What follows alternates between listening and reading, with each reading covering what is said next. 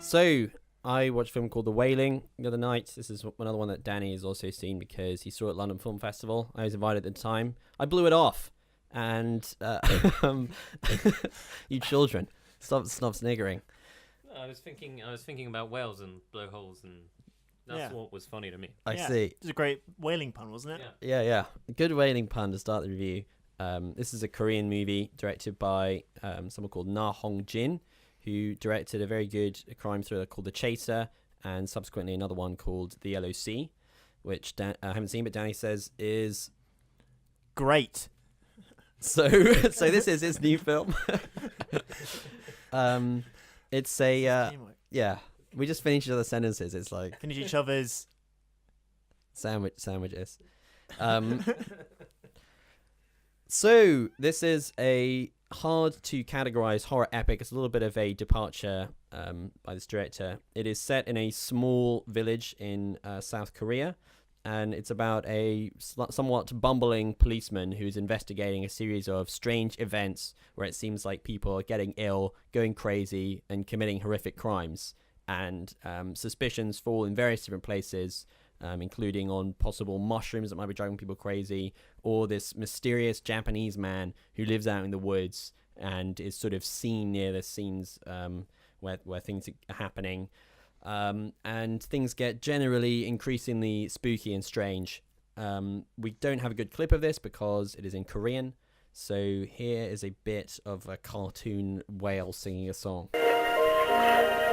When I was a baby, my mother said, "Maybe it's time you were told, but you must realize the world won't adore you, they'd rather ignore you. They'll think you're a monster because of your size." So I hope that set the tone for the review that's to come. So I thought this film was absolutely brilliant. It's really satisfying to sit down in front of a film that you don't really know anything about. It's like 2.5 hours long. So, you know, it's always like a little bit of trepidation starting a film of that length when you don't know much about it. But it really gripped me and blew me away. And it's brilliant in a lot of different ways. I saw someone describe it on Twitter as tonally ambitious, which is an interesting description. And I think that people tend to tar a lot of modern Korean movies with like, well, tar's a bit pejorative, but they describe them in the same kind of terms as films which are... do not like there's a lot of genre films that don't tackle genres in the same way that Hollywood movies do, and are like unafraid to introduce elements that don't traditionally fit, or have very like strange plot twists and like kind of slapstick humor and stuff like that. And I'm sort of wondering if that is because they are particularly ambitious, interesting directors, or just because, you know, we're so attuned to this narrow set of like atmospherical devices from Hollywood movies that when things stray outside that, we're just like, I don't understand this film, what's going on? Yeah. And I think that's particularly true of horror, which is a film that's so bound up with genre conventions that when films don't have that kind of straight tone that's the same all the way through, you're like, is this a horror film or what is it, a slapstick comedy, what's going on? And I think maybe you just have to train yourself to appreciate it in a different way. And one of the great achievements of The Wailing is how completely unafraid it is to do all this stuff which in another movie you might think was detracting from the atmosphere. It's mostly set in bright sunlight. The main character is very bumbling in like quite an openly comedic way, and you'd think that would lessen the tension of the movie, but it mixes these elements of like dark, horrifying stuff with the lighter stuff, just like it blends perfectly. For some reason, it's not a problem at all.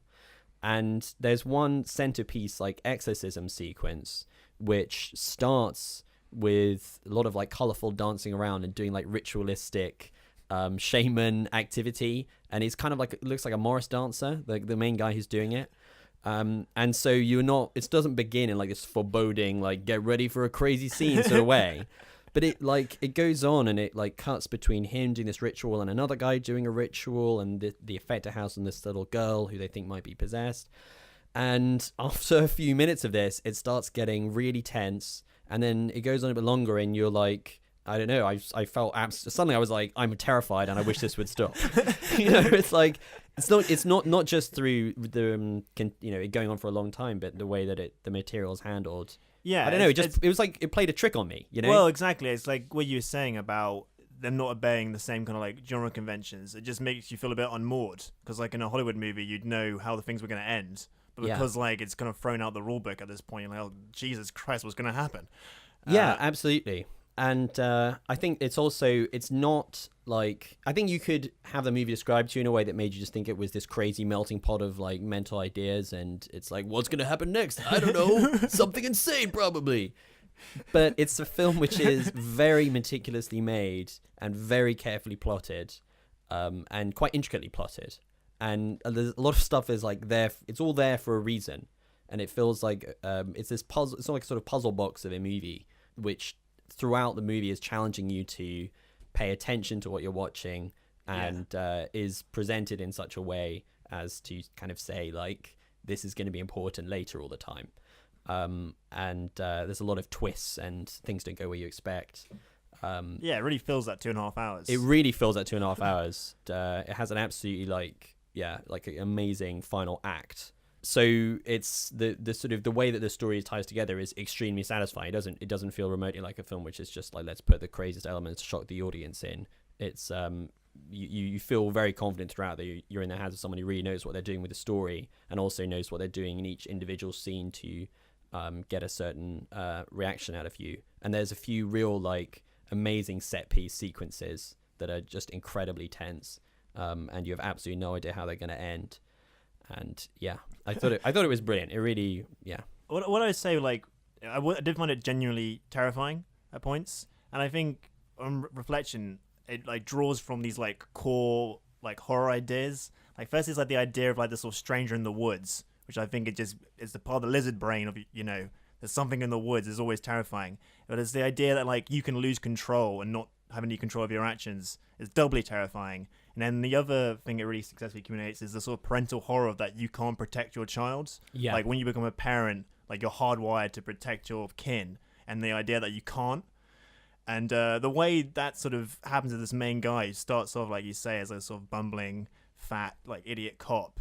It just like the way the comedy is used is like just he's very sympathetic to begin with, and then, like, and it's used to build up the bond with his daughter. And then like it's very clever, and then the gear shift just makes it even more like horrific. I think that Taken would be a much more dramatically movie if Liam Neeson was just this sort of fat idiot who was joking around with his kid at the beginning. It was Kevin James. Yeah, if it was Kevin James. Exactly. Wait, they didn't kind of make this movie with like, it's called like Confessions of an Assassin or something. It's on Netflix, right? Yeah, yeah. But like Memoirs of an International Assassin or something. But yeah, he's bumbling around, bonding with his daughter, and then she gets kidnapped, and he's got to like suddenly somehow turn into a badass to rescue her. That's the way you go. If the Wailing was about like a super cop right from the beginning, it would not work like nearly as well. And I really like the folkloric element to it. It feels like a movie that's quite well researched, and it's set in the modern day, but it's in this like remote village where people seem quite willing to go to like shamanistic rituals. There's an interesting mix of pagan and Christian religious imagery that's all kind of like thrown in together. And when there's a lot of like ritualistic stuff to do with like shaking bells at stuff and things that they sacrifice, and I think that drawing on those traditions just makes for a very rich experience watching the movie, because there's all these little details about the way that they cast spells and all that sort of stuff, which I think is just really cool. I don't know if it's just because I personally find all that stuff really, really interesting. No, I think you're right. But yeah, it's like all of the legends have resonance for the it's that kind of like horror trope of like the legend from the past coming to life and turning out to be true, whatever. And I guess because it's Korean, it's a bit less familiar to to a Western audience, so it feels extra fresh. My final word on it was I saw this with Dan, and after we saw the film, he said that film had everything. I think that's a good summation of the film. I think it is a movie that has everything. It will entertain you in every possible way, and it's also just like a very, very rich movie with a lot going on and a lot to ponder afterwards. Yeah, and now more whale song. Ooh, time for a break from all the film chat. Have a cup of tea, maybe make a quick snack, and telephone a friend so you know where she's at. Right, that's enough now. Back to film chat.